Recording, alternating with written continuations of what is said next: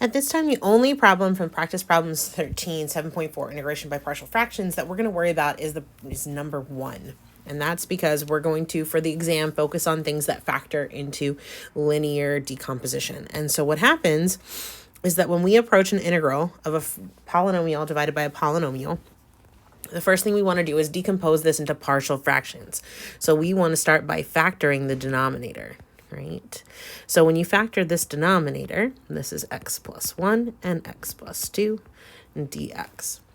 So decomposing this, what I do is I want to make each of those factors its own fraction. And then what I want to do is want to make sure that they are proper fractions. So in proper fractions, the degree of the numerator is lower or less than the degree of the denominator. So in order to have a degree less than the 1 that's on the denominator, I want a degree of 0, which means I want a constant value. So that means I want an A and a B up top because I want them to be arbitrary constants that I'm going to go and find. Okay, so they're going to hold the spot. And now I want these two things to be equal to one another. So I'm going to set them equal to each other and try to find my A and B.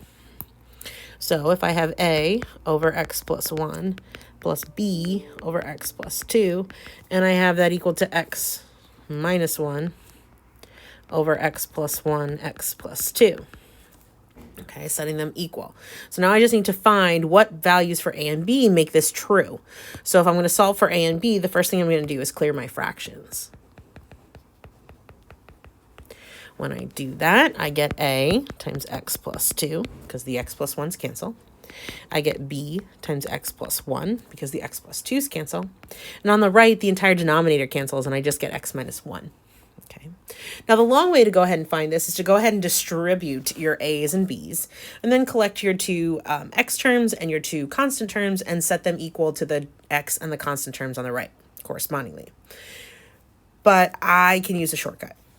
I can choose specific values of x that will give me A and B, because this has to work for any value of x, so it has to work for particular values of x. So if I let x equal -2, then the coefficient to the number times A is just 0. So my A term goes away.